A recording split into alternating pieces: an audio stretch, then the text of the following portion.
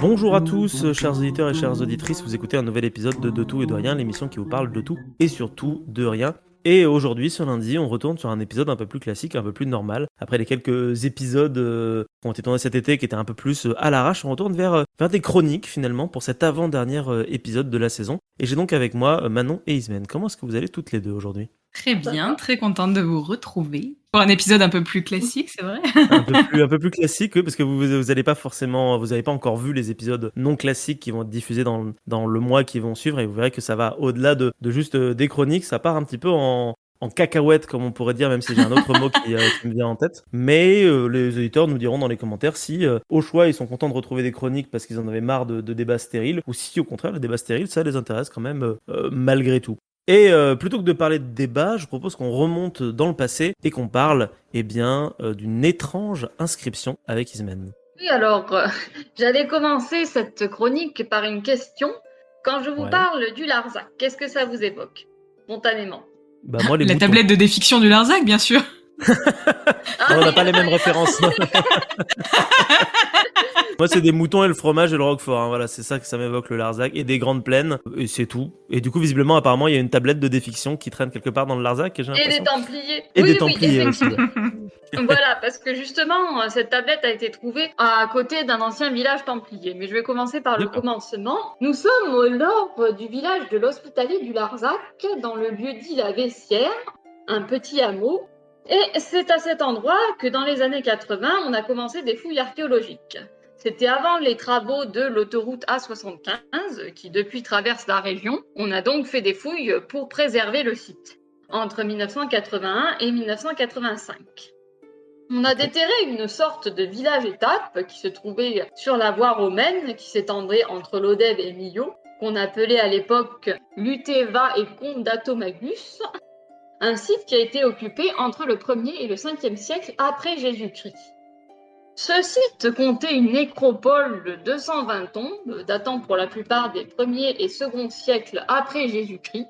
Et dans la tombe 71, on a découvert une quarantaine de vases, une urne cinéraire, c'est l'urne qui contient les cendres du défunt. La plupart des tombes de cette nécropole étaient des tombes à incinération. Et cette tombe était recouverte d'une tablette de plomb brisée en deux. Elle a été découverte en 1983. Et c'est sur cette tablette que se trouve la plus longue inscription en langue gauloise connue à ce jour.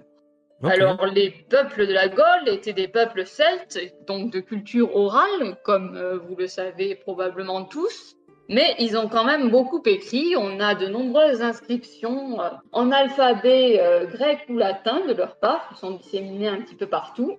Et ce texte est donc le plus long qu'on ait trouvé à ce jour. 57 lignes sur les deux phases de la tablette, 170 mots ou fragments de mots environ. Et il se trouve que ce texte est une inscription magique. Et oui, je vais vous en donner la traduction littéraire, parce qu'il y a diverses traductions qui ont été faites par des savants qui ont travaillé dessus, comme Michel Lejeune ou Pierre-Yves Lambert, qui est entre autres l'auteur d'un dictionnaire de langue gauloise. Alors, la traduction littéraire dit ceci. Ceci est un charme de femme magicienne ensorcelant des sorcières. Adsaxona regarde par 2 fois au fond de la tombe de Sévéra Terpionicna, la magicienne de fil et d'écriture, et renvoie leurs maléfices à celles qui sont nommées, libère ceux qu'elles ont frappés d'envoûtement. S'ensuit une liste de femmes, Bannonia, fille de Vlatutia, Paula, femme de Polytus, Vlatutia, mère de Bannonia, Iaia, fille d'Agélia, Potita, mère de Paula, Sévéra, fille de Valens, femme de Polos, Adiega, mère d'Aia, Potita, femme de Primos, fille d'Abésia, etc., etc. L'inscription est un peu plus longue parce que, en fait, une des particularités de ce texte, c'est qu'il y a 2 scripteurs. Le premier qui a écrit sur les 2 faces était visiblement plus expérimenté. Ouais. Son texte est assez clair et le second, en fait, a effacé une partie du texte et a rajouté quelques lignes, comme s'il voulait profiter à son tour du charme de la tablette pour y mettre son grain de sel ou pour rajouter un contresort. Ce n'est pas très clair parce qu'en fait là je vous ai donné une traduction littéraire, mais il y a plusieurs traductions et plusieurs interprétations possibles de ce texte. Alors, je vais commencer en parlant des ex-voto. Alors, les ex-voto, c'est une pratique qui dure depuis l'Antiquité égyptienne à peu près. C'est tout simplement, en fait, des offrandes à un dieu en demande d'une grâce ou en remerciement pour un vœu exaucé. Donc, on en a toujours aujourd'hui dans les églises, on en avait en Égypte antique. C'est généralement des vœux de santé, de prospérité, de fertilité. Et ben, les tablettes de malédiction ou de défiction, c'est exactement l'inverse. Ce sont des vœux écrits pour faire du mal à quelqu'un ou pour souhaiter du mal à quelqu'un. Ouais, d'accord. Alors, dans l'Antiquité gréco-romaine, en fait, ces tablettes de malédiction étaient souvent laissées dans des lieux dédiés aux divinités infernales, comme les puits, les fonds des sources ou les cimetières. Et oui, il fallait atteindre les divinités chtoniennes, donc on n'allait pas les laisser dans les temples et les lieux officiels. En plus, c'est une pratique qui a aussi été longtemps interdite, même si elle a été très abondamment utilisée. Alors, il y a des tablettes de défiction, ça vient du latin défictio, qui signifie clouer ou fixer, c'est fixer le mauvais sort. Et il y en a à peu près pour tous les goûts, ça peut être pour se venger dans le cadre d'un procès, ou pour souhaiter la malchance à son rival en amour ou au jeu, ou même des tablettes de défiction qui ont été faites pour maudire un voleur qui vous a pris quelque chose. C'est très varié. En l'occurrence, cette tablette, il y a quelques termes dans la tablette qui laissent penser que c'est peut-être un procès, mais ce n'est pas très sûr. En tout cas, ça dégage deux groupes de sorcières antagonistes et d'une contre-malédiction qui a été lancée face à un sort qu'elles auraient lancé. Voilà. Ok. Ce qui est original, donc, c'est que d'habitude, on n'a pas des textes aussi longs en langue gauloise et que c'était un texte surtout qui n'était pas destiné à être lu, puisqu'il a été quand même enfermé dans une tombe. Et aujourd'hui, non seulement il a été lu, mais il nous sert pour mieux connaître la langue gauloise, puisque bon, on a des inscriptions en langue gauloise, mais on n'en a pas énormément non plus. On a récemment, alors c'est début 2020, un projet a été lancé qui s'appelle le recueil informatisé des inscriptions gauloises, lancé par Colline Ruiz d'Arras, que vous pouvez consulter en ligne parce que il a été mis en ligne il y a peu, il y a même un compte Twitter, on peut suivre l'actualité de ce projet. Je vous conseille d'aller le voir, et surtout pour tous ceux qui sont curieux de mieux connaître les langues celtiques, puisque le gaulois fait partie de la famille des langues celtiques, et qu'on n'a pas énormément de bases linguistiques dessus. Je suis une hardcore fan du plan du Larzac. J'ai t-shirt, j'ai littéralement un t-shirt avec l'inscription dessus, tu vois. Ah bon? C'est quelle partie de l'inscription que tu as sur ton t-shirt? T'as toute l'inscription dans le dos, c'était un t-shirt que j'avais eu quand je bossais au musée archéologique de Montrosier en Aveyron, et en fait il y avait eu une expo sur les Gaulois, et du coup on avait fait faire un t-shirt. D'accord. Mais est-ce que tu avais visité est-ce que tu l'as vu, la tablette de plomb? Non, parce qu'en fait quand j'ai voulu aller au musée à Millau, et ben c'était fermé. Ah merde. Donc j'étais deg. Voilà. Moi non plus, je n'ai pas pu la voir. J'ai été visiter le musée à l'Hospitalier du Larzac cet été, mais il se trouve que bon, il est très mal fichu en fait. Il y a juste quelques étagères avec les objets qui ont été trouvés, plus une galerie de paléontologie avec des ammonites dans la pièce au-dessus, mais bon, c'est pas du tout bien mis en valeur. D'après ce que j'ai lu sur internet, pour ce qui concerne le musée de Millau, c'est pareil, cette tablette n'est absolument pas mise en valeur, et c'est dommage parce que ça pourrait attirer des gens. En plus, c'est pour moi, c'est en dehors de mon appétence pour tout ce qui va être malédiction, sorcellerie, etc.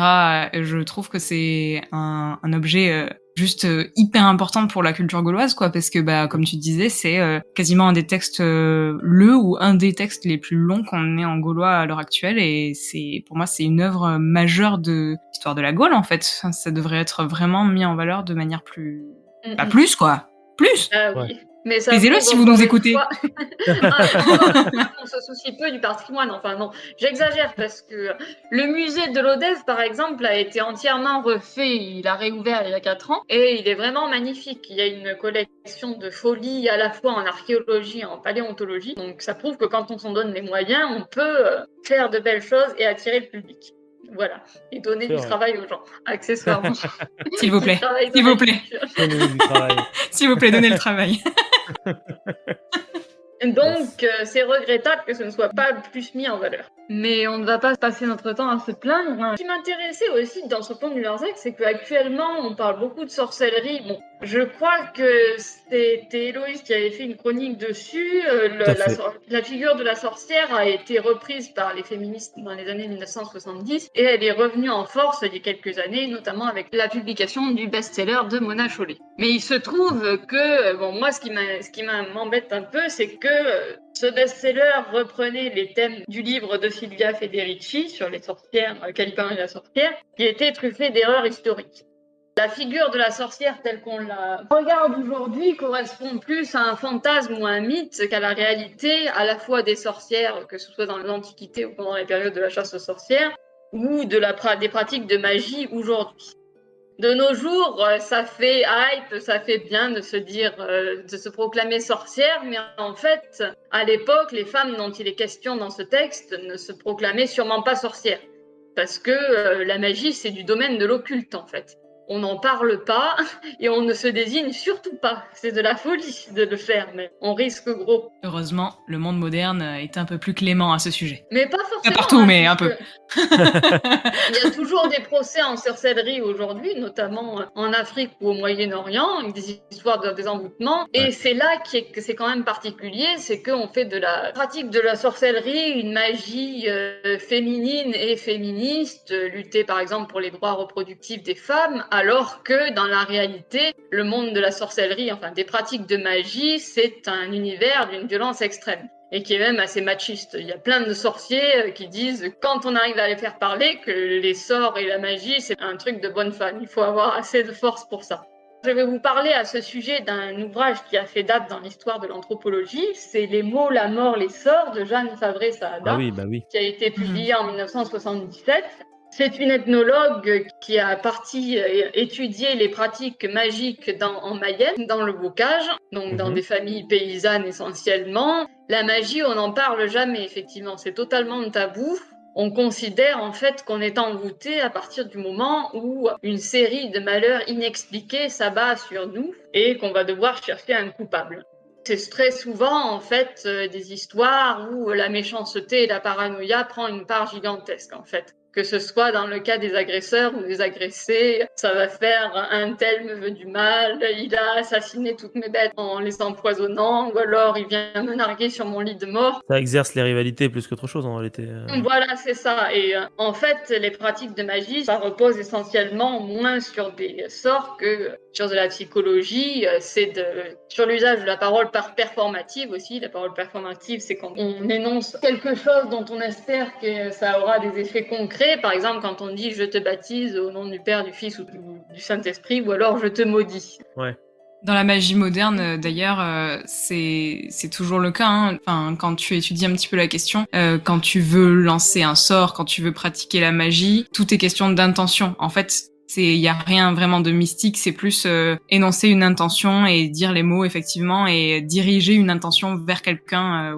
Donc c'est toujours le cas en fait. Hein. Ça n'a pas vraiment évolué depuis, je trouve. Bien sûr, puisque c'est une question de conviction en fait. Donc c'est aussi pour ça que souvent les gens disent ne pas croire à la magie, d'une parce qu'ils ne veulent pas être regardés comme des crédules, parce que souvent le regard des ethnologues sur la magie, ça a été de dire que c'était un truc de paysans ou d'arriérés, et aussi qu'ils ne veulent pas être pris dans un sort, parce que c'est très difficile de s'en dépêtrer.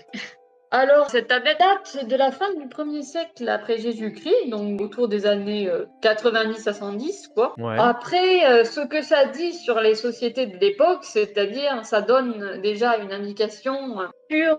déjà, on ne sait pas si les liens entre femmes sont des liens réels ou symboliques, parce que c'est fille d'eux, mère d'eux, mais ça peut être, est-ce que ce sont des liens biologiques ou est-ce que ce sont des liens de maître à élève? Là, on ne le sait pas non plus. Ce sont des noms à la fois latins et gaulois aussi. Oui, parce que c'est gallo-romain du coup en fait, si c'est après Jésus-Christ. C'est une société gallo-romaine. On sait aussi que la Bessière était une sorte de village-étape, d'après les fouilles qui ont été exercées. Hein. C'était essentiellement un lieu d'élevage, d'après les restes qu'on a trouvés, parce que Au contraire de l'Odev et Millau, qui étaient des lieux de production de la céramique assez importants. En fait, c'était déjà une étape, un lieu où on ne restait pas, puisque le Larzac était déjà un paysage assez sauvage, même si le paysage a quand même beaucoup évolué. Il est beaucoup plus défriché aujourd'hui qu'à l'époque gallo-romaine, en fait. Après, comme je vous l'ai dit, il y a plusieurs inscriptions différentes, donc ne croyez pas à tout ce qu'on voit dans les films. Quand on voit le spécialiste des langues anciennes qui déchiffre en 5 minutes une inscription sur une pierre tombale, ce qui va permettre au héros d'avancer, en réalité, ça prend 10 ans de travail, avec 3 équipes différentes. Surtout quand il y a 40 connards qui ont écrit les uns par-dessus les autres et que tu comprends plus rien et tu sais plus qui a fait ça. On ne sait pas non plus, en fait, comme je vous ai dit, on ne sait pas si c'est Severa Perpionicna qui a été enterré dans cette tombe ou si c'est une autre personne, puisque un des vases portait l'inscription Gemma. Donc c'est peut-être le nom de la personne qui a été enterrée, donc peut-être une femme, parce qu'on a retrouvé une bague qui va mieux à un doigt de femme, mais d'un autre côté, comme elle a été incinérée, on ne peut pas vraiment analyser l'ADN du défunt, quoi. On ne saura jamais vraiment, il n'y a pas de certitude. Donc c'est beaucoup de peut-être dans cette chronique. Bah oui, mais c'est normal. Comme souvent en archéologie. Plus c'est tôt dans l'histoire, plus c'est chiant à décrypter. Mais d'ailleurs, je me posais une question. Moi, j'étais persuadé que les Gaulois n'avaient pas d'écriture du tout, en fait. Et pourtant, du coup, il y a quand même des traces écrites qui sont retrouvées de temps en temps, alors. Oui, il y en a beaucoup, en fait, mais ce n'était pas... Ce sont souvent des traces qui concernent, en fait, les aspects pratiques du quotidien. Alors, au départ, c'était dans l'alphabet grec qui était utilisé parce que les Grecs ont été les premiers à commercer et à avoir des relations diplomatiques avec les peuples gaulois. Donc, on a des traces qui concernent les échanges commerciaux, sur des pierres tombales, aussi beaucoup dans le Midi. Mais c'est des écritures qui sont grecques ou latines, c'est-à-dire qu'il n'y a pas d'écriture gauloise, en fait. C'est juste, ils apprennent à écrire l'écriture des autres. Exactement. Ok, d'accord. Mais pour tout ce qui concerne les textes littéraires, les épopées, on n'en a pas de traces, en fait.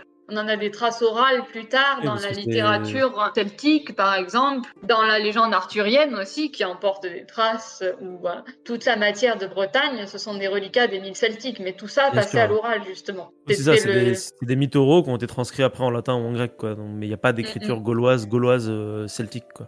Voilà, c'est ça. Et c'est pour ça que ce texte est si important, c'est qu'on a vraiment une trace de la psyché gauloise en dehors des traces plus matérielles et pratiques.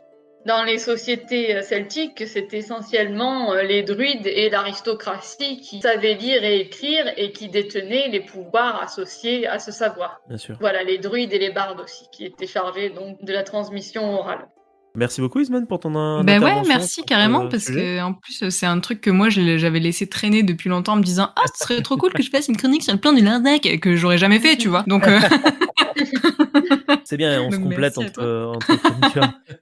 Voilà, et puis je voulais signaler une dernière chose, c'est que cette inscription du plan du Larzac a été mise en musique par un groupe suisse qui s'appelle Eluveiti. Ah oui, d'accord, oui, très bien. Et alors, c'est un groupe de Celtic Metal. Bon, je ne sais pas s'ils sont très clairs au niveau... Je n'ai rien entendu de méchant trop sur eux, voilà. D'accord, parce que souvent, malheureusement, tout ce qui est racine celtique est souvent très récupéré par l'extrême droite. Mais en tout cas, la chanson est agréable à écouter.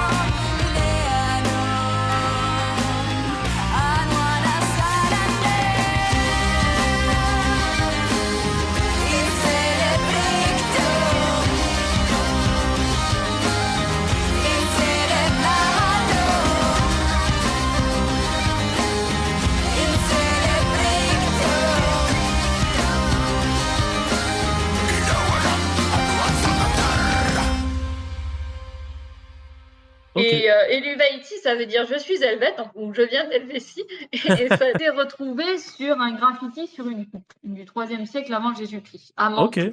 Donc c'est un helvète qui a laissé sa petite marque. Une marque personnelle qui est reprise par un groupe de métal.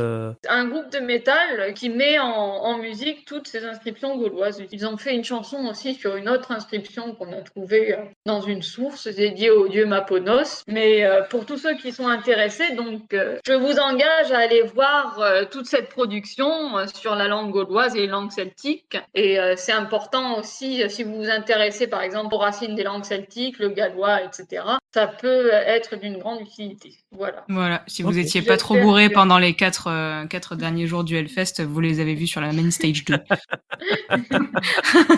Tu les as vus du coup, c'est ça cette année, c'est ce que tu. Ouais, mais en fait, j'adorais ce groupe quand j'étais au lycée et du coup, je les avais déjà vus à Toulouse et puis bon, j'ai pas trop pris le temps d'aller les voir au Hellfest, mais j'ai passé la tête, ils étaient là. Et cette chanson donc s'appelle le Bricktom, qui signifie la magie, le charme. C'est les Bricktom. Et bah peut-être qu'on la passera. Écoute, si ça nous fait pas arrêter par le bot YouTube, on verra ça. Parfait, bah maintenant justement c'est bien, tu vas pouvoir rebondir parce qu'aujourd'hui on fait un épisode un peu mystique et toi tu veux pas nous parler d'une inscription mais plutôt d'une créature. Oui, alors c'est pas vraiment une créature, c'est mi-créature, mi-plante. C'est vrai que ça ressemble à une créature, mais en fait, je parle d'une plante. Moi, j'ai Harry Potter en tête, c'est pour ça que j'ai créature. Complètement. C'est un peu la chronique de Schlag aujourd'hui, je vous le dis. Voilà, je n'avais absolument, je suis parfaitement honnête avec vous. Je n'avais absolument rien préparé, donc j'ai fouillé dans mon, tu sais, un peu, voilà, on parle d'Harry Potter, le sac à main d'Hermione, un peu, tu vois, j'ai mis la main au fond et j'ai trouvé cette vieille chronique que j'ai écrite en 2020. Voilà. Donc... Oui, d'accord. Ne soyez pas trop méchants, s'il vous plaît. Ça va être assez court. J'avais fait quelques recherches parce que j'ai quelques bouquins sur tout ce qui va être plantes magiques, notamment dans la magie dans les Pyrénées. J'ai des bouquins, un super bouquin que je conseille assez souvent, il me semble, mais je sais pas si je le fais dans mes chroniques, qui a été faite par une chercheuse du CNRS et qui s'appelle Enquête sur les plantes magiques aux éditions Ouest France. Enfin bon, voilà, tous ces petits bouquins qui font que j'ai eu envie de vous parler de la mandragore. Ouais. Voilà, la fameuse, la bien nommée. En général, quand on nous parle de sorcellerie, de potions, on nous parle des yeux de Triton et de choses comme ça, mais on n'oublie jamais la racine de mandragore. Alors, si elle a l'allure d'une plante assez banale, quand on tape mandragore, en général, si on regarde une photo de mandragore, c'est juste une plante assez classique, une racine. Elle a des fruits en forme de petites pommes et des grandes feuilles. Et ce qui lui a valu une telle fascination en premier lieu, c'est sa forme, la forme de ses racines. En fait, avec un peu d'imagination, pas besoin de trop forcer, on arrive très facilement à l'apparenter à un corps humain. On dirait un donc d'ailleurs, on la représente quasi tout le temps sous les traits les plus humains possibles. Si vous tapez mandragore, vous allez trouver un milliard de gravures. Voilà, c'est assez stylé, moi j'aime beaucoup. C'est très classe, ouais. Ouais, super classe, franchement. Et cette forme, elle lui serait due, donc dans la mythologie, à la semence d'Adam, qui aurait été placée sous l'arbre de la connaissance et du bien et du mal, et ainsi elle serait directement liée à l'humanité. C'est pour ça qu'elle a une telle importance dans tout ce qui va être mythologie, sorcellerie, etc. Alors, la mandragore, en réalité, elle pousse notamment dans le bassin méditerranéen, bien qu'à une époque, elle fut appelée le dernier fruit des pendus. On disait en fait qu'elle poussait à l'ombre des gibets et qu'elle était fécondée par le sperme des exécutés. Eh oui.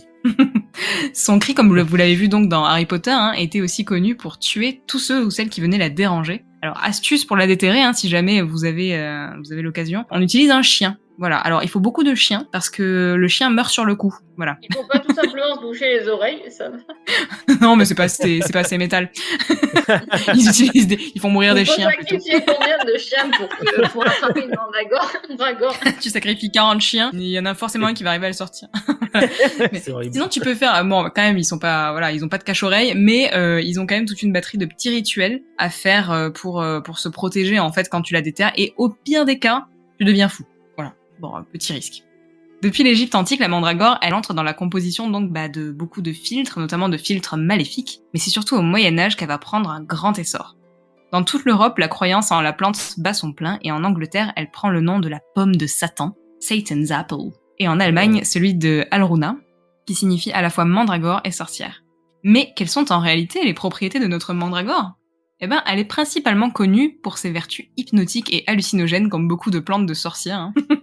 Et elle est consommée donc par les sorcières afin d'être conduite au sabbat classique. Elle est utilisée notamment en onguent, et en onguent, elle provoquerait, selon d'anciens témoignages, des visions et une sensation d'immatérialité. Ok. Un procès de sorcière en 1324 rapporte même que la sorcière en enduisait son balai afin de s'envoler. Voilà. Donc je ne sais pas ce que fait Harry Potter avec son imbus de 1000, mais... Malgré sa mauvaise réputation, la mandragore était tout de même utilisée pour ses bienfaits, hein, et souvent les plantes... Il y aurait d'autres petites chroniques sur les plantes, mais souvent elles ont des fonctions un peu ambivalentes. Et elle était bien connue, notamment pour calmer les souffrances. Alors pas étonnant, hein, si elle est effectivement hallucinogène et qu'elle te plonge dans un sommeil profond et qu'elle te donne des visions, ça doit soulager nettement les douleurs. On lui conférait également des pouvoirs de fertilité qui seraient concentrés plutôt dans les fruits, pour le coup, que dans les racines. Ce cher Machiavel nous dit même dans son roman La Mandragore au XVIe siècle « Sachez donc qu'il n'y a rien de plus propre à rendre une femme grosse que de lui faire prendre de la mandragore. » D'accord. Plus tôt dans l'histoire, Hippocrate, au 5e siècle, avant Jésus-Christ, va nous dire « Aux gens tristes, malades et qui veulent s'étrangler, faites prendre le matin en boisson de la racine de mandragore à dose moindre qu'il n'en faut pour causer le délire. » De quoi juste être bien, quoi. Est-ce que c'est toujours utilisé dans la pharmacopée actuelle? Quels sont ces effets réels qu'on a pu observer? Est-ce que c'est vraiment hallucinogène ou... Alors, c'est vraiment hallucinogène, par contre, je sais pas si c'est utilisé toujours en pharmacopée. Apparemment, c'est assez chiant à trouver et à déterrer. Donc, faudrait que je me renseigne au niveau du site de l'OMS si c'est encore utilisé ou pas, parce que je sais que c'est le cas pour certaines plantes. Mais en général, voilà, tout ce qui va être les plantes de sorcière, hein, belladone, mandragore, tous ces trucs-là, juste... bien complètement taré et tu t'abuses, tu meurs, quoi. Voilà. Oui, donc vaut mieux éviter. Oui, ça dépend de pas de la la mandragore, posologie, des fois. On utilise bien le cannabis à titre thérapeutique, donc... Tout à fait. Mais bon, il faut manger beaucoup de cannabis pour mourir, quand même. Là, Oui, je pense que c'est un peu plus hardcore, en termes de... en termes ça, voilà. Apparemment, ça cause vraiment des délires, quoi. Mais bon, bien que la sensation d'immatérialité, hein, tu peux la retrouver dans le cannabis aussi, c'est vraiment te fumer comme un bâtard.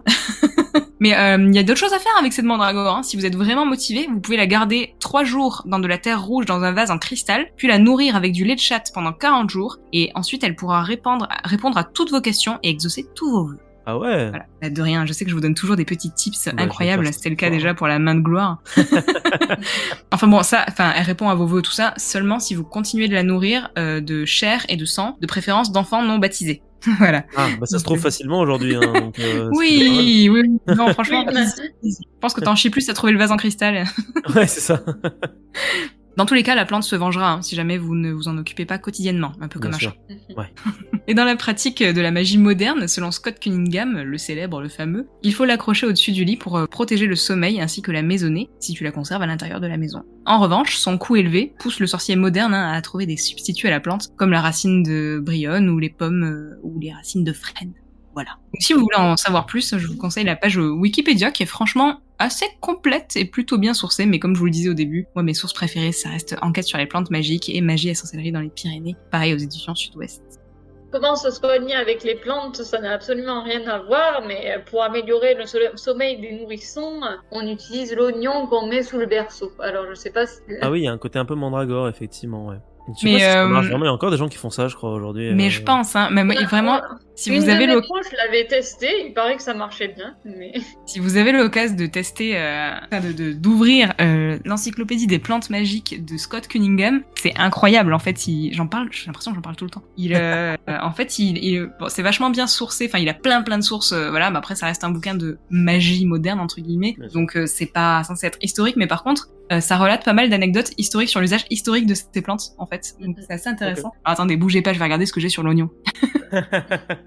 Alors, sur la belladone, je me souviens d'avoir lu que c'était utilisé comme produit de beauté, en fait, notamment parce que ça dilatait les pupilles et donnait un regard plus intense aux femmes. Oui, d'ailleurs, c'est d'où le nom, hein, la belladonna en italien. Ah, bah oui, ouais. la belle femme, en fait. La belle femme, ouais. Oui, putain, j'avais jamais fait le lien. Et ouais, vive la drogue. Après, pour l'oignon, si tu as d'autres anecdotes. Alors, oignon, je l'ai.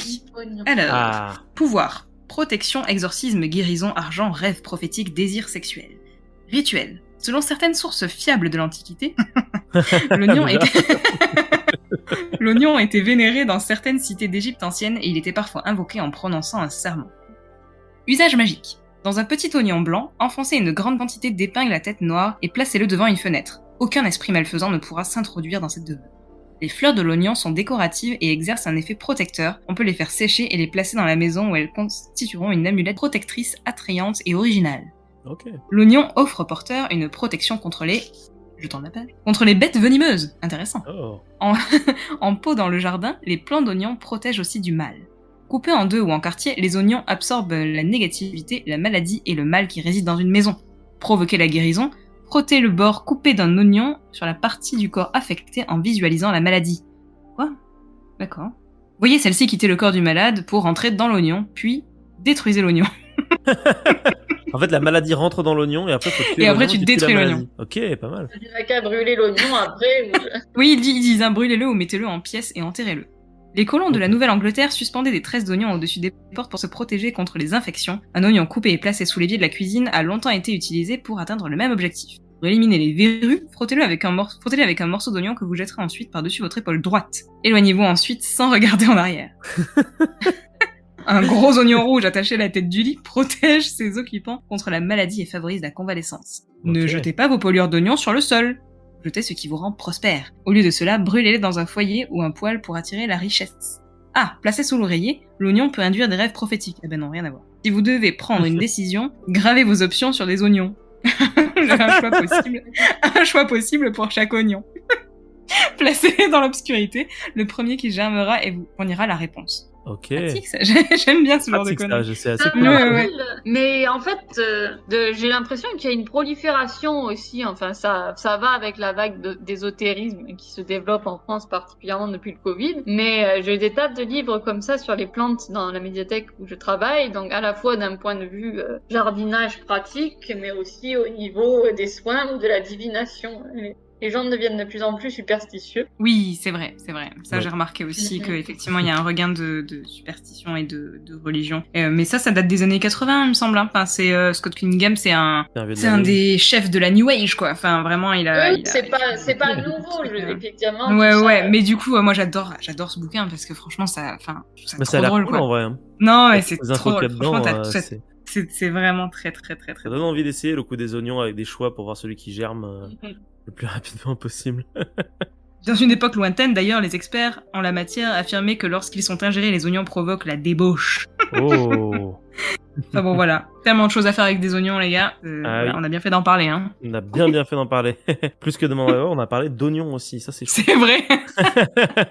Et du coup, ça tombe bien qu'on parle de plantes parce que moi, je vais pas du tout parler de plantes. On va parler d'autres êtres vivants. On va parler des animaux du coup. Et on va pas rester en Europe. On va partir très loin puisque on va partir au Japon. Et oui, ça y est. Il est temps de reprendre un petit peu les mythes japonais et de parler à nouveau des yokai parce que j'avais promis ça il y a genre 9 mois, je crois, aux auditeurs. Et j'ai jamais respecté ma promesse du coup. C'est-à-dire que j'ai écrit des machins et je les ai jamais lus.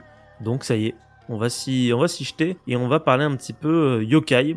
Et là, je propose qu'aujourd'hui, vu qu'on est parti pour parler d'ésotérisme, on va parler des yokai que je qualifierais de yokai animaliers, soit donc en lien ou d'inspiration avec le monde animal. Bon, le truc, c'est qu'au fur et à mesure, je me suis rendu compte que ça avait potentiellement un vrai nom. Ça, en fait, s'appelle des obake ou des bakemono, qui signifie les choses qui changent. Parce que souvent, ces animaux, vous allez vous en rendre compte, sont métamorphes. Est-ce que vous connaissez des yokai animaliers, là, comme ça, tout de suite? Essentiellement les renards, les tanuki.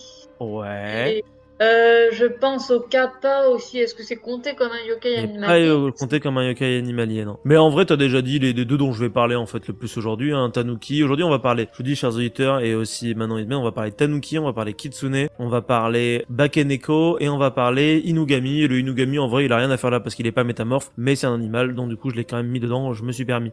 Bien évidemment, il y en a plein d'autres, puisqu'en réalité, les Obake ou les Bakemono, hein, si vous préférez, c'est choses qui changent, c'est pas animaux qui changent. Donc il peut très bien y avoir des plantes aussi qui sont compris dedans, des insectes, etc. Mais comme il y en a des milliers et que bah ça sert à rien de parler de tous ceux qui existent, du coup on va parler des classiques, voilà. Et on va commencer tout de suite avec le Tanuki. Le Tanuki, ou alors Bake Danuki, que nous connaissons chez nous en Occident sous le nom de Tanuki, hein, c'est une transformation occidentale, parce que normalement c'est Bake Danuki, est un esprit de la forêt. Il est présent depuis le Moyen-Âge dans le folklore japonais, et il puise son inspiration au travers d'un animal qu'on appelle le chien viverin. Est-ce que vous connaissez le chien viverin?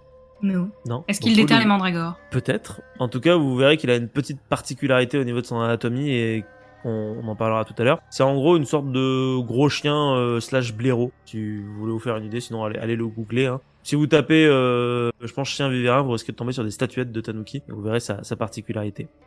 Du coup, le mot Bakedanuki signifie en fait en japonais tout simplement tanuki pouvant se transformer. C'est-à-dire que Bake en gros c'est transformation, puisque vous voyez Bakemono, chose qui change, Bakedanuki, tanuki qui change. En gros, la capacité première d'un tanuki, c'est donc la métamorphose. Sa forme de base, c'est celle d'un grand tanuki, avec un chapeau de paille et une gourde de saké. Il a un ventre bien rebondi, et il a aussi des énormes testicules. Parce qu'en fait, si vous vous posez la question de pourquoi est-ce qu'il a des grosses testicules, c'est parce que les chiens vivariens, ils ont un énorme scrotum, et plus le scrotum est gros, plus ça séduit la femelle, et du coup, plus ils peuvent facilement se reproduire. Du coup, vu qu'on parle de grosses couilles, on se marre bien, et les Japonais ils font des blagues partout là-dessus. C'est-à-dire que quand vous regardez des dessins ou des statuettes de tanuki, les artistes, souvent, ils font des trucs marrants. C'est-à-dire que le tanuki, il va utiliser ses testicules comme baluchon, par exemple, ou alors comme parapluie, ou alors comme d'un filet de pêche, ou alors comme gourdin pour taper les gens, ou alors comme un tambour, etc. Dans tous les cas, de toute façon, tout ça, ça doit faire très très mal, étant donné que ça reste quand même des couilles. Mais cette image du coup du tanuki, ce serait pas mal répandue pendant l'ère Edo au travers des statuettes intercuites et des différents dessins qu'on va faire pendant cette période-là. Donc voilà un petit peu pour le côté histoire de l'art. Allez observer tout ça sur Google, c'est hyper rigolo, il y en a plein. D'ailleurs, soit dit en passant, il y a même un film, je crois, de... Bah merde. C'est Pompoko. C'est Pompoko, oui, et c'est Studio Ghibli en fait. Du coup sur les tanuki, et je suis pas sûr qu'il soit passé réellement en Occident quand il est sorti parce que on n'était pas prêt pour ça, je crois, à l'époque. Voilà, parce que ça reste quand même encore une fois des mecs avec des couilles géantes. Enfin bref, du coup. Parlons maintenant du folklore. Si jamais vous croisez un tanuki dans la rue, sachez qu'ils apportent chance et prospérité. L'embonpoint et les gros testicules seraient un signe de prospérité en fait. Aussi, leurs statues ornent souvent les façades des maisons. Toutefois, les tanuki n'ont pas toujours été des personnages sympathiques, notamment dans certaines légendes animistes chinoises. Parfois ils ont des rôles qui sont assez dégueulasses. On retrouve parfois des légendes où si jamais vous leur faites des trucs pas bien, ils vont vous faire manger votre mari ou votre père, etc. Pareil, des trucs un peu dégueux, hein, comme toujours. En fait, de manière générale, si je voulais résumer un petit peu, les tanuki sont pas forcément ni mauvais ni bons, un peu comme d'habitude avec le folklore, mais c'est plutôt des espèces d'esprits farceurs qui offrent leur prospérité à ceux qu'ils trouvent sympathiques. Voilà. Dans le même esprit, sans mauvais jeu de mots, puisqu'on parle d'esprit, il existe des créatures qu'on appelle des Mijuna, qui sont des blaireaux métamorphes. C'est juste qu'ils n'ont pas des grosses couilles, mais sinon c'est le même principe. Voilà un petit peu pour le tanuki, donc vous voyez, ça va très très vite. Hein. Maintenant, ce que je vous propose, c'est que, oui, parce qu'en fait, si ça va très très vite, c'est que je suis comme Manon. C'est vraiment, j'ai sorti une chronique de derrière les fagots pour pouvoir en faire une, hein, tout simplement. Donc, je ne l'ai pas lu depuis 4 mois. Alors, le kitsune, ou kitsune, en fait, je crois qu'on dit kitsune. L'esprit renard, bon bref, vous connaissez en fait, hein, c'est le renard magique qui a la faculté de se transformer en ce qu'il veut, hein, bien évidemment. Alors, où est-ce qu'on retrouve l'origine de cet animal ? Potentiellement, en fait, à nouveau, en Chine, à travers d'anciens mythes, chinois, coréens ou indiens, où on aurait en fait des esprits renards qui ont tendance à avoir beaucoup de queues, qui seraient capables de prendre l'apparence de personnes que vous connaissez pour pouvoir, encore une fois, se moquer de vous, ou alors vous faire arriver des malheurs, etc., etc. D'ailleurs, à ce propos, il existe de nombreux débats parmi les folkloristes japonais quant à l'origine réelle des mythes autour du personnage du kitsune. Est-ce que c'est vraiment une créature d'origine indigène, ou bien est-ce une composante de quelque chose de purement japonais avec des concepts qui proviennent du continent ? Moi je vais vous donner la version de la folkloriste Kiyoshi Nozaki. Pour elle, en fait, au travers d'un recueil qu'elle aurait retrouvé datant du XVIe siècle, nommé le Nihon Ryaki. Alors mon accent est nul, hein, je suis désolé. Certaines légendes racontent que les renards et les humains vivaient côte à côte dans le Japon ancien. Et il soutient que les légendes indigènes concernant les créatures seraient apparues par la suite, donc après cela, donc après le 4e siècle, quand on va commencer à avoir plus de contact entre le continent et le Japon en lui-même. D'ailleurs, cette folkloriste va même plus loin et va considérer que, à la base, le renard japonais ne possède que des traits bénéfiques et que c'est les traits négatifs qui auraient été importés du continent Chine, Corée. De fait, l'idée d'un renard séducteur, c'est quelque chose qu'on retrouve très fréquemment au travers des mythes bouddhistes qui ont été introduits dans le folklore japonais par la suite. Bon, je vous cache pas que, bien évidemment, tout ça c'est des théories, hein, c'est-à-dire que c'est pareil qu'avec l'archéologie gauloise, on parle d'ethnologie japonaise du 4e siècle, donc il n'y a pas forcément énormément de sources, donc tout ça, cela reste lié à beaucoup d'interprétations. Donc, maintenant ce que je vous propose, c'est qu'est-ce que c'est que le kitsune aujourd'hui ? Le kitsune, c'est donc un esprit renard qui posséderait une très grande intelligence, qui serait doté de longue vie, et bien évidemment, il aurait une plâtrée de pouvoirs magiques. Parmi lesquels on peut retrouver, je sais pas noter, mais en gros c'est comme d'habitude, hein, c'est métamorphose, bonheur, etc., malheur, enfin bref, la totale. Hein. En gros, ce qu'on sait, c'est que plus la queue est grande, et plus il a de queues. Plus le renard est vieux et puissant. Selon certaines légendes, les renards à 9 queues auraient même carrément des fourrures blanches ou dorées. Et on pourrait même les qualifier de totalement omniscients. Ça veut dire qu'ils savent tout. C'est plus que des esprits, ça devient même carrément limite des dieux en fait, de cette manière. Du coup, les folkloristes vont classer les kitsune en 2 catégories. D'abord, vous avez les zenko, qui signifie littéralement bon renard. Ce sont des renards bienveillants, associés au dieu Inari, le dieu renard. Sinon, il y a les yako, ou nogitsune, les renards des champs, de la campagne, qui sont à l'inverse espiègles, malicieux, bref, pas très sympas. Donc comme pour la plupart des yokai animaliers, les kitsune sont métamorphes, comme je vous le disais, et leurs formes préférées sont bien évidemment celles de belles jeunes femmes, ou alors de vieux hommes sages. Vous voyez toujours ce principe, la femme elle est belle et l'homme il est sage. Voilà, donc on est comme ça, même au Japon, bien évidemment. Parfois ils peuvent aussi copier, donc du coup comme je vous le disais dans les légendes chinoises, l'apparence de quelqu'un que vous connaissez pour pouvoir vous tromper.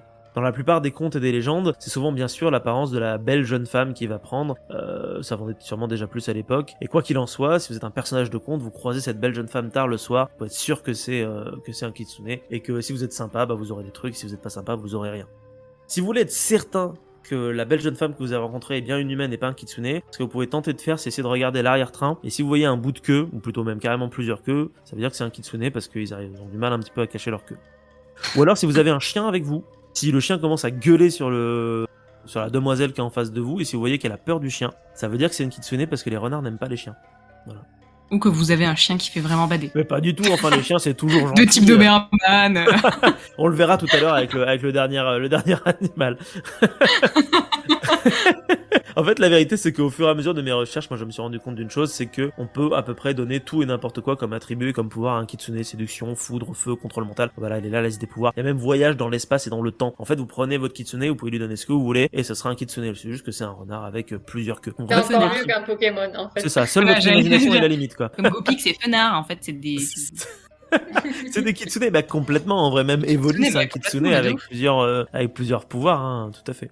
Du coup, fini le renard, je vous propose qu'on continue en parlant du bakeneko. Alors, moins connu, est-ce que vous savez ce que c'est que le bakeneko ? Il y a neko dedans, donc je suppose que ça doit être un petit chat. Un chat, exactement, et bake, on l'a vu tout à l'heure, ça veut dire qui change, donc c'est un chat métamorphe. Voilà. Bakeneko, ça signifie en japonais chat monstre ou chat changé. C'est un chat ayant acquis des pouvoirs surnaturels grâce au choix un âge très avancé, un poids de plus de 3,5 kg, ou encore une très très très longue queue. Voilà. J'aime bien quand c'est précis. C'est vraiment très précis. C'est soit votre chat il est obèse, soit il est vieux, soit il a une grosse queue. Quoi. De quoi ? Parce que ça concerne beaucoup de chats, parce que 3,5 kg, c'est pas énorme. Et oui, et tu vas voir que ça va être un gros problème pour nos amis les chats, cette histoire de poids. Non, les pauvres. Bah oui, non, mais ouais, mais les humains, ils sont pas sympas souvent, donc je vous spoil pas, je vous le cache pas, la suite. Alors, en gros, le problème de ce chat, effectivement, tu l'as dit, Ismen, c'est qu'il a une apparence en fait plutôt normale. Du coup, pour le repérer, il existe plusieurs techniques. Par exemple, si vous voyez que votre chat se met à lécher l'huile de votre lampe à graisse, c'est que c'est probablement un bakeneko. Bon, le problème, c'est que la lampe à graisse est souvent faite à base de poissons, donc du coup, les chats aiment bien. Donc, flûte, c'est compliqué. Bon, c'est pas grave, il y a une deuxième technique. Parfois, ce chat va se lever sur ses pattes arrière quelques instants. Et là, c'est peut-être aussi un bakeneko. D'ailleurs, méfiez-vous, parce que c'est souvent dans le but de prendre vos mesures pour ensuite vous manger et prendre votre place. Parce que, souvenez-vous, il est métamorphe. Donc en gros, il se lève, il regarde un petit peu ce qu'il faut qu'il fasse, il vous sonde, et puis après, s'il n'a pas la flemme, il vous mangera, et après, il prendra votre place pour devenir un humain à votre place. Aussi, autre chose, si vous vous rendez compte que votre chat arrive à redonner vie à quelqu'un qui est mort, du coup ça veut dire que c'est un bakeneko parce qu'il a aussi ce genre de pouvoir. Mais bon, ça arrive quand même plus rarement, on va passer. Bon là t'es vraiment sûr que c'en est un pour le coup. Ah là c'est à dire que t'es sûr, il faut peut-être appeler la police ou alors le BPRD ou je sais pas, ou quelque chose parce que ça veut dire que votre chat est pas normal. Bon du coup d'où viennent ces légendes sur les chats ? Alors apparemment ça serait assez récent, donc c'est 17e siècle, encore une fois l'ère Edo. En fait les japonais ont utilisé beaucoup de chats pour pouvoir tuer des rats qui proliféraient dans leur ville. Donc de base il y a des lois qui sont sorties pour dire qu'on n'avait pas le droit de tuer les chats. Donc petit à petit, les rats ont fini par moins proliférer, mais à l'inverse, les chats, eux, ont commencé à beaucoup être présents. Ce qui veut dire que le soir, quand vous vous baladiez dans la rue, la rue était littéralement envahie de chats, un petit peu comme dans mon village par exemple.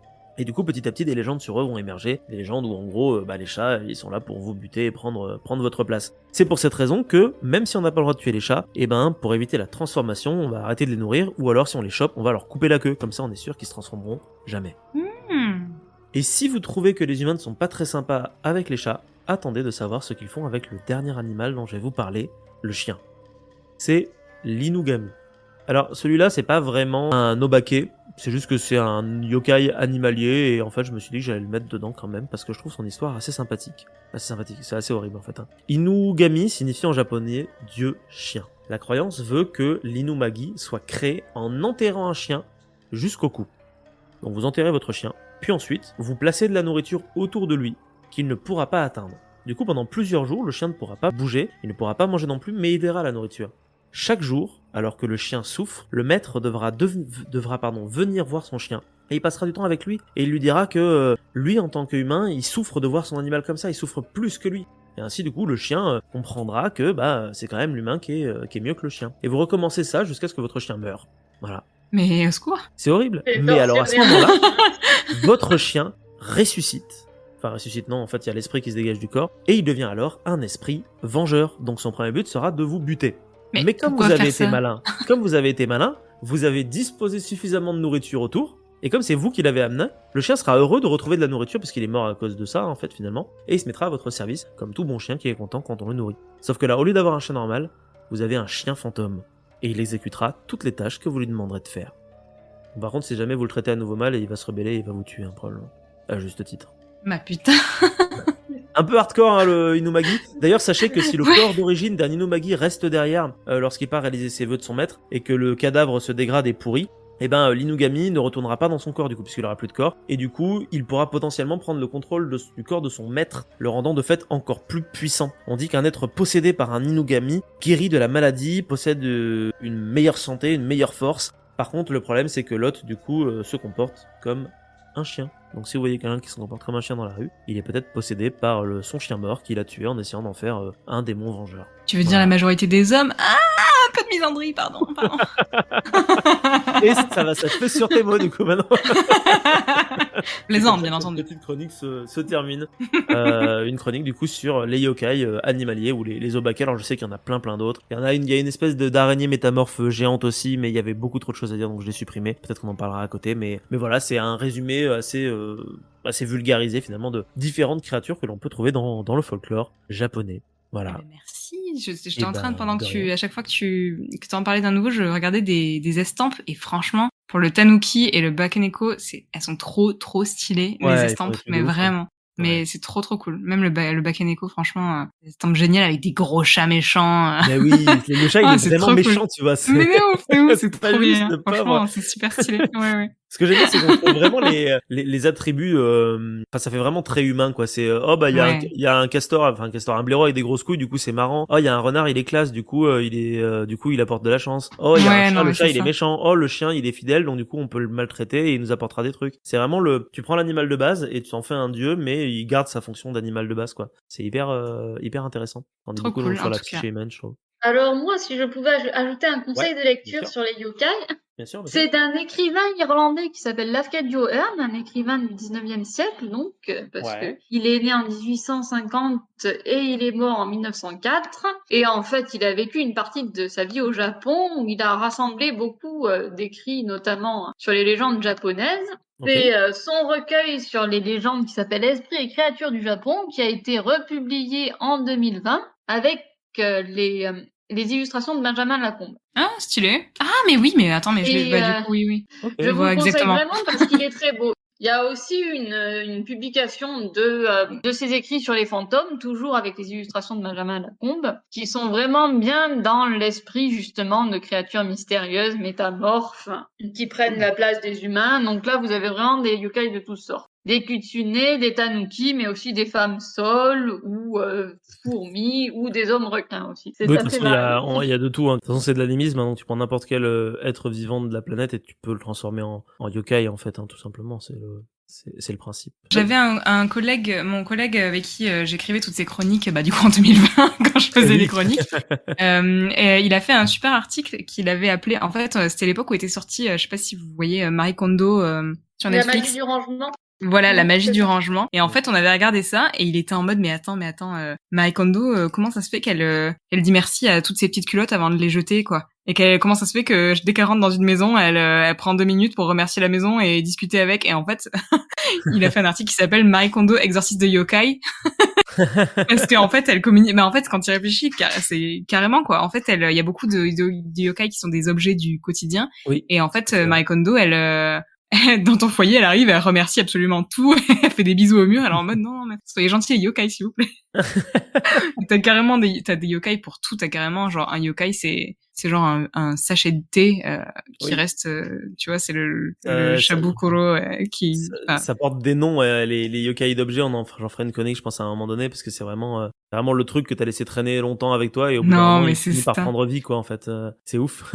C'est ça, t'as Pas de vraiment n'importe quoi. de tout. T'as le Fusuma, c'est la housse de couette qui volette et tombe sur les gens la nuit, tu vois.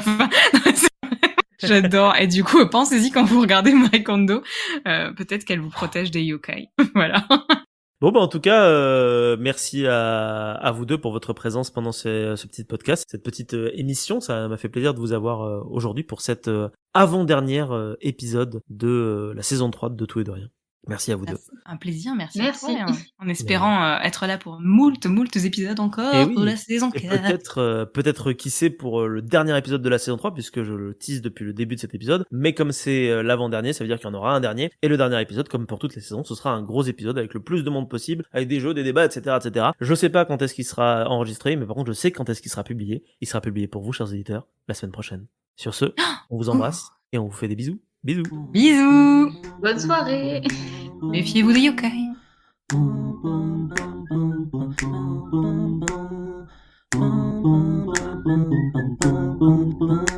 Est-ce que vous savez ce qu'est une tablette de défiction, ou est-ce que vous voulez que je vous explique, ou que j'explique pour nos auditeurs? Alors, je pense que Manon doit savoir. Moi, j'en ai pas la moindre idée. Et je pense que nos auditeurs seraient n'ont pas la moindre très idée non plus. contents, ouais.